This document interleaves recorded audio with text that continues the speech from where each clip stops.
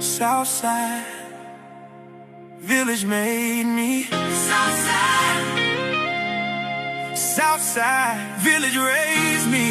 Southside Martin Luther King Park where the whole hood played. Southside 1914 South Park where legends got made. Yeah.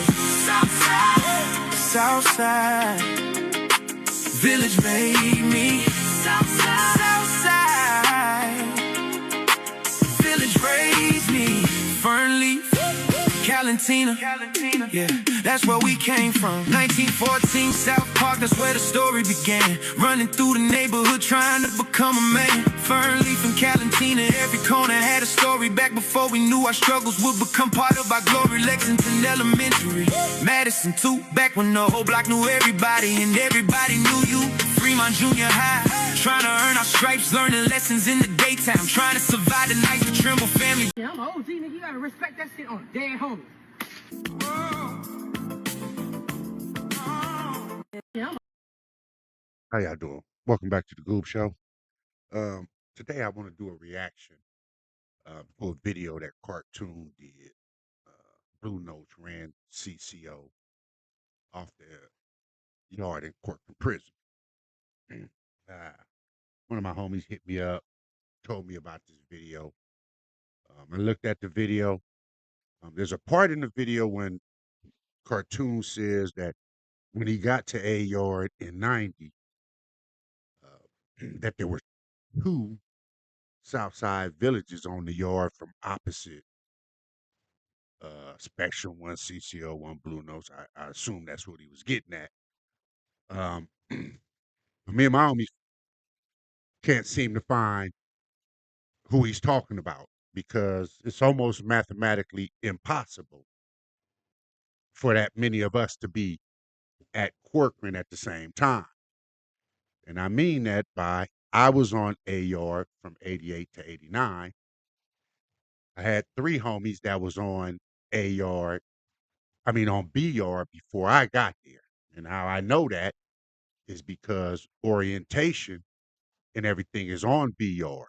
So when I got there in 89 and went to orientation on B-Yard is when I seen my two of my homies was already there. And then another one came later on. But they introduced me to the yard by running to the bleachers and saying something to me. So I knew that they were on the yard. And then when I eventually went to A-Yard, I used to talk to them through the gate from A-Yard to B-Yard. So now that's from 88 to 90.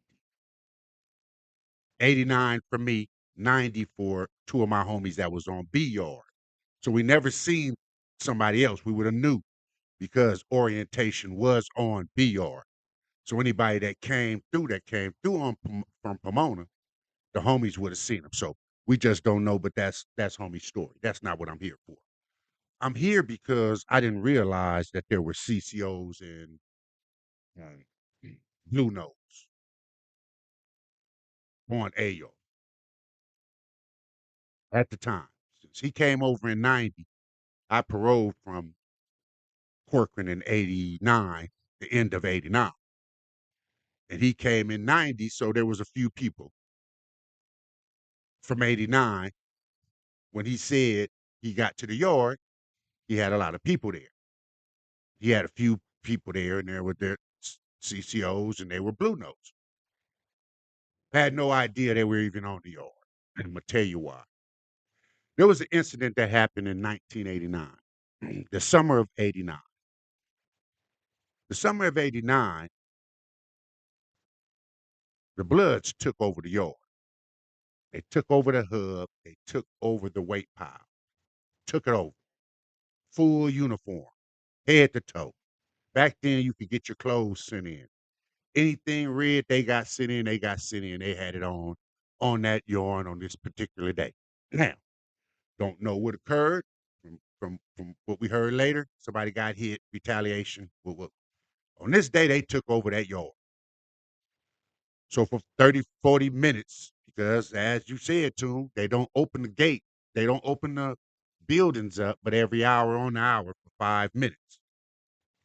So for 30, 40 minutes that everybody stood out there and watched them take over that yard, they took it over. And then the gates racked. The doors racked for everybody's bill. So all those people that were standing out there said, you know what? We're going in and then we're gonna come back out and it's on and crack. So that's what everybody believed. So after the unlock came and went, as we stood in front of two buildings, other people were coming from other buildings. Um, After about 5 minutes, looked around, it was only 9 of us standing there.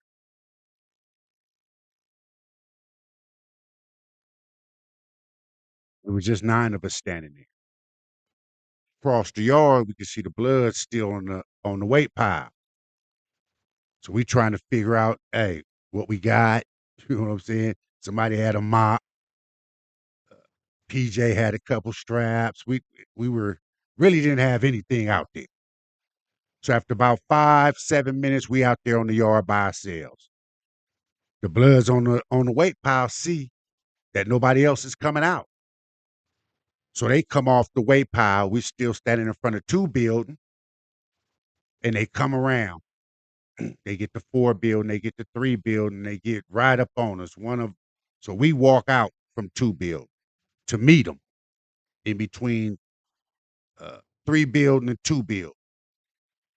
They yelling obscenities, we yelling obscenities, is going back and forth. We're outnumbered, but we not backing down. As they're approaching step by step, saying a little something, I think one of the bloods got anxious or angry and threw a dumbbell, and it whizzed, boom, and hit the wall. You could hear in our crew like, God damn, these niggas got fucking dumbbells, huh? What the fuck? So, you know, you could see our movements, I'm assuming, because we're noticing they got dumbbells and shit. The tower must have heard the dumbbell hit the wall, because not 3, 4 minutes after that, boom, they laid the yard down. They laid the yard down. They came from everywhere. They handcuffed us. Uh, took took all of us Crips into our build. Took us to our cell. About an hour later, they came back, rolled everybody that was out on the yard, rolled us up, and took us to the hole. When we got to the hole, it's 7 young niggas, 7 of us. TJ Watts, Schoolyard, Main Street, myself. I can't remember who else was there. The 2 Samoans from SOS, they were considered others, so they didn't go to the hole. Well, when we got to the hole and they were taking us to our cell, I guess they took all the bloods to the hole right there because they were already in their cells, like 2 men. It was about 40 of them. Didn't no CCOs go to the hole. Didn't no Blue Nose go to the hole. So my question to you, Tone, is when you got there in 90 and those young men that you had on your corner that was beating up other Crips, did them niggas even tell you what happened in the summer of '89? Because I'm pretty sure some of those dudes was there. They didn't come out that building, homie. And that's a true story. It's been the Goob Show. A little short one. I'm out of here, homie.